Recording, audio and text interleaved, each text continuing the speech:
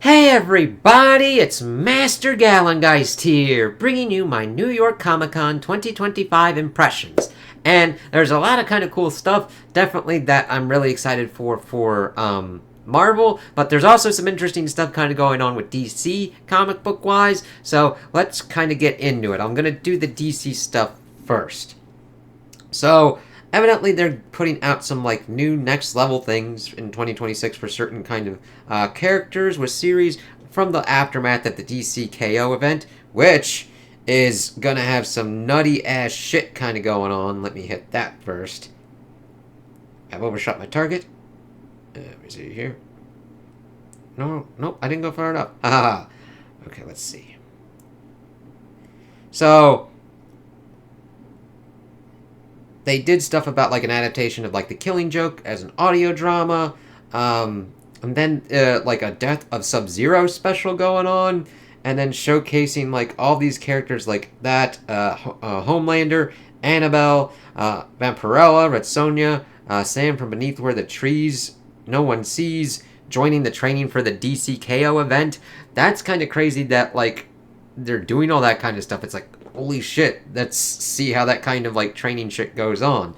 And also, even though I don't talk about it too much, Jim Lee also brought up that they're not doing generative AI for like writing or art. So I'm like, yay! As long as him and someone else are like in charge, and I'm like, okay, that's gonna last about as long until they get kicked out or whatnot. I'm like, which isn't right. I like that kind of stance because people make art. They write it. They do the illustrations. That's the good stuff. I'm glad that they're taking that kind of stance. So good on you, DC. So we've got that bonker stuff going on. So we'll have to see how that kind of works out. We've got Batwoman and Lobo and others kind of getting new comic book series spinning out of this event. Let's see. Yeah. Okay, like, can you... Well, it would be really awesome. Conjuring, Is that it? Article-wise? Okay, you're not really kind of useful for that. Let's see. Vertigo, kind of popping back up. Let's see. The Nice House by the Lake and its follow-up, The Nice House by the Sea, would retroactively be added to the imprint. Let's see. All 10 of the newly announced creative teams have previously worked together, which the publisher said would be a deliberate choice in order to position the titles for long, successful runs. That's cool. So, look into them. We've got, like, Bleeding Hearts, End of Life, The Peril of the Brutal Dark. Let's see. Of course, those two. The Black Tower, The Raven Conspiracy, 100 Bullets, The U.S. of Anger, Necretaceous. That's just fucking gnarly there, man. Fantastic? No, wait. Fanatic. Sorry. Why did I go Fantastic? A Walking Shadow, The Crying Doll. So, look into that. Vertigo is supposed to be more kind of like adult-oriented and let you do some kind of weird kind of shit, so that's always kind of cool. I really kind of like that they were able to do all their kind of weird shit with that. Let's see. That was that. There's like a Swamp Thing meeting Jesus Christ from like a controversial 1989 storyline going on. They also talked about how Superman's getting close to being in the public domain, mainly the 1938 version. There's also going to be Something Is Killing the Children, and Swamp Thing kind of crossing over with that. So, let's see. Absolute Batman, Wonder Woman, Superman, and more will be completely unimpeded by DCKO, says Scott Snyder. So, if you're like freaking out because technically the Absolute Universe is really tied up into what's going on with Darkseid, and that's a big kind of crux of the DCKO, evidently that's not going to be too much of an issue there. So, it's always kind of weird because they do a lot of split kind of stuff on who's talking about what on certain things. But yeah, we got that. So, I'm going to now move on to the Marvel stuff. They are actually doing the end of the Ultimate Universe. Pretty much that this was teased, like the Jonathan Hickman can do it like a beginning, middle, end, and that this is the kind of end thing that they're going to end out the Ultimate Universe. I'm like, okay, this is interesting. I do like that it's kind of built up for a story. I hope that that's the main kind of thing for what's going on, because I've heard a lot of good stuff. Even though I've been reading the Amazing Spider-Man and have had enjoyment with it, I can understand fan frustrations of what has gone on with Spider-Man and why they like the breath of fresh air that is the Ultimate Universe Spider-Man, him being married, having a wife and kids, and dealing with those kind of things, as well as being a superhero, helping to connect to an older audience of comic book readers. I could understand how they could potentially probably think, oh, this was doing so much better, so they just decided to also kill the other kind of stuff as well. I don't think that's completely the case. I think that they're like, oh shit, these people are really buying and enjoying it, so you should be liking this. I don't think that Marvel would completely... that would be a level of... No, I'll take that back. I've seen a lot of dumb, stupid business decisions, and we see it more and more each day, so I do believe that it could be like a petty motherfucker would just go off and take it, but I'm not getting that complete vibe here. We'll see how this goes on. It's kind of interesting that it's going like that they're going to be ending Ultimate Spider-Man, Ultimate Black Panther, Ultimate X-Men, Ultimates, and Ultimate Wolverine.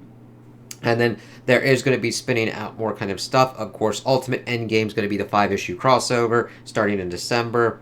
The Origin box is popping back into the Prime universe with Miles Morales. Let's see. It's a culmination of everything Jonathan set in motion. Big, definitive, emotional. There will be deaths, said Camp. Buckley added that fans will be able to experience a true beginning, middle, end, and pass it on for years. So we'll see what kind of goes on with this and how that kind of works out.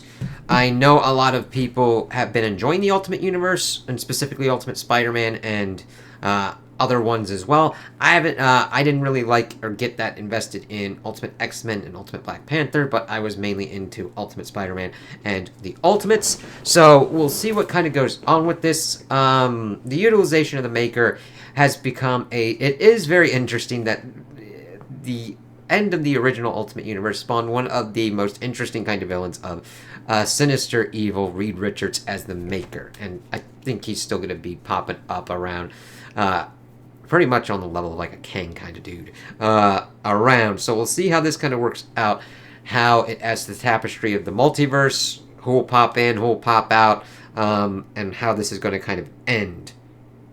Let's see.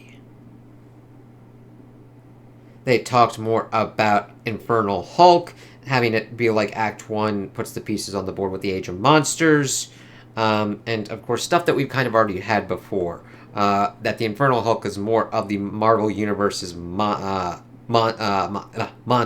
versus Banner's monster. Let's see here. Yeah, that was the big thing there. We also got the big thing that we're getting a new Iron Man ongoing series in January of 2026. I'm like, yes, now we got info on this. Even as an Iron Man fan, I totally get why the previous series was ended out. I understood what the creative team was probably going for it. The writing was very uneven for me, and I could definitely understand why people really didn't like it or what was kind of going on with it. I didn't really have much of a problem with Tony himself. It was just everything around Tony kind of just going like, what the fuck's kind of going on here? And then the utilization of the steampunk armor just... We came off the high of what we gotten with the Mysterium armor, which I think needed to be explored a little bit more in depth, and the main thing that we got for the steampunk one was just a giant sword. Now, I'm a fan of giant swords, but when that's all you got for it, you're like, eh.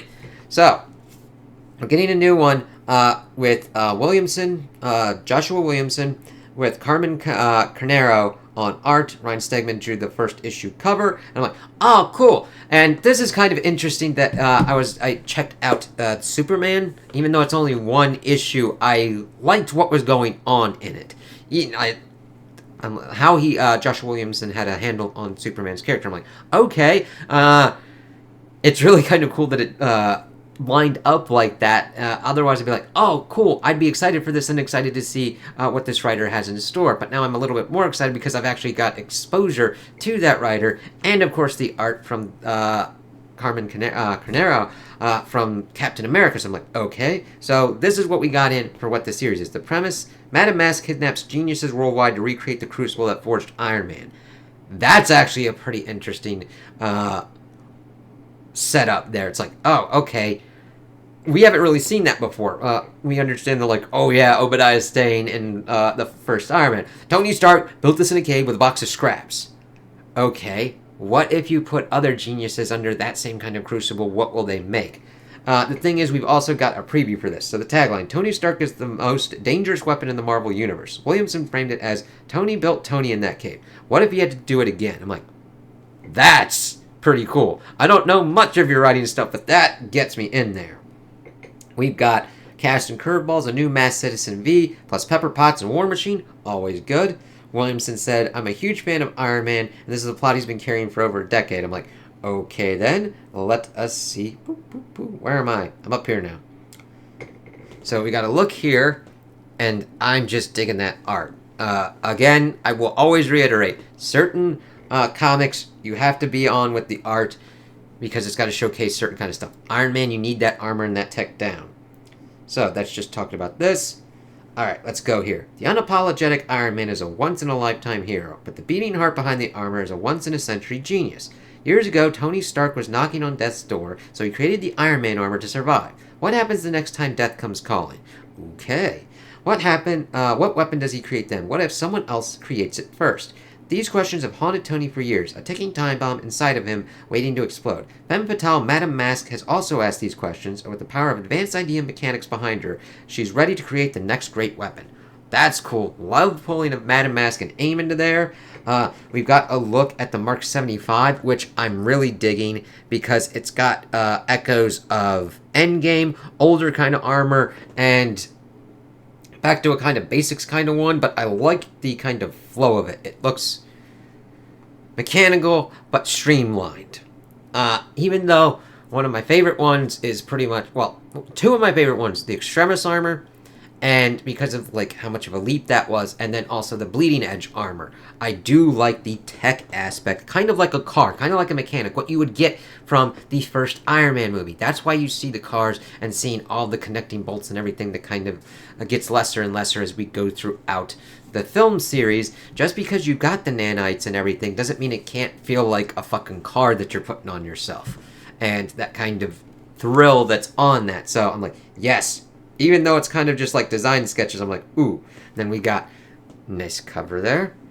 And then we pretty much see the previews here. So I'm looking at AIPT, and they've actually got previews and stuff kind of going on. We see these this person busting out of the cave in a, well, what we would think of today as more of the kind of like lower down tech version of a kind of Iron Man armor, but they get pretty much like taken out, and she's like, screw this, AIM doesn't need another armor, we want another Tony Stark, as all of them are getting blasted because they just keep creating armors. It's like, okay, armor's one thing, what's that next thing? I'm like, ooh, okay, this really has me like, I'm like, alright, cool. I was intrigued to see what was going to be going on in the last creative team launch for Iron Man. This one really got me even onto more of a kind of fire set because I'm like, okay, this is cool. This is the stuff that I'm interested in for Tony. There were other stuff that was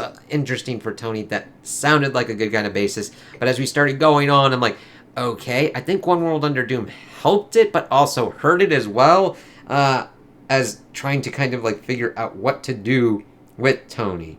Let's see.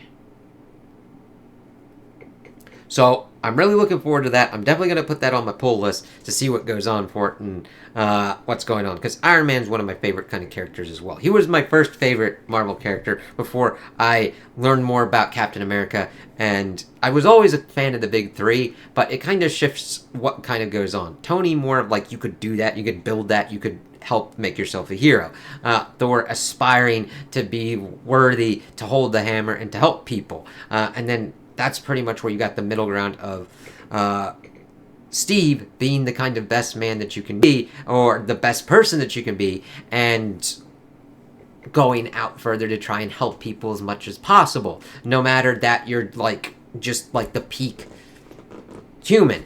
He's just doing what he can, and that's why he's able to wield Mjolnir, and that's why he sometimes gets tech upgrades from Iron Man, though it's to help him in certain kind of scenarios versus just to make that his whole kind of thing, where that's Tony's kind of thing. He iterates and changes his stuff on what kind of goes on. So I'm like, yes, cool. I'm like, it was always kind of like, shit, seeing what's kind of going on with having the loss of the Iron Man comics. Let's see here. We've got Dungeons of Doom, which is like some kind of horror anthology, which is spinning out of One World Under Doom. We've got an empty Doom's castle, and everybody's like, let's go take his shit. And then it's like, you don't think I'd booby-trap this shit? It's like, oh, fuck. So we've got Philip Kennedy Johnson, Incredible Hulk, and Benjamin Percy, with art by Carlos Magno, Robert Gill, Justin Mason, and George's Ginty? Doom, of course, plans for everything, and feels like creeping through Doom's basement, except each corridor open onto a different, very Doom-flavored terror. So keep an eye out for that. That's going to be a 3-issue thing. That is a creepy-looking Doom thing there. Let's see here. Sorcerer Supreme is actually going to be an at least ongoing series. I'm mainly looking, I thought it was just going to be a thing to set up for the Sorcerer Supreme, so I'm going to at least check out the first issue to see what's kind of going on, and that's about as much as we've got on that. Endgame stuff. Yeah, that's the big stuff there. We've also got a Spider-Man Holiday Spectacular Special kind of going on. Let's see. He's got friends to celebrate. And, of course, it's really kind of cute that he's doing it with the Fantastic Four. I'm like, yeah. Then we see Tiger and Tony. Hulkling, cool. Daredevil. And even Wolverine and the Mutants. It's kind of cool. He's just going around in his mask. I'm like, yeah, Peter. There you go. Let's see. We also got Marvel Unleashes Death Spiral, a deadly new Spider-Man Venom crossover. Spider-Man, Venom, and Carnage are caught in a Death Spiral, an upcoming crossover event from Joe Kelly, Al Ewing, Charles Soule, Ed McGuinness, Jesus Saez, and Carlos Gomez, kicking off this February. Let's see. So it's a one-shot before weaving through Amazing Spider-Man and Venom issues through April. Alright, I might have to look into that then. Together, they'll pit Spider-Man, Venom, Carnage, and Mary Jane Watson, now bonded with Venom, against Torment, a terrifying new villain described as a superpowered serial killer who directly targets Peter Parker and everyone tied to him.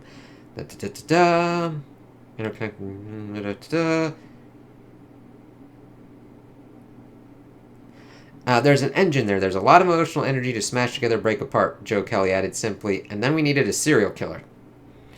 Yeah. Evidently no one is safe. So, we'll see what kind of goes on with that. Blood is thicker than venom. February 26th. Yeah, we've also got Thundercats heading to the future in 2026 with shocking revelations and Lost in Time. Thundercats, yeah. I know that's not Marvel, but I'm like looking through the kind of stuff that I've got on here. Did I put that out twice? Yeah, sometimes it didn't work out. And we've also got Thundar the Barbarian to comics for the first time ever in 2026. Jason Aaron? That's going to be kind of crazy.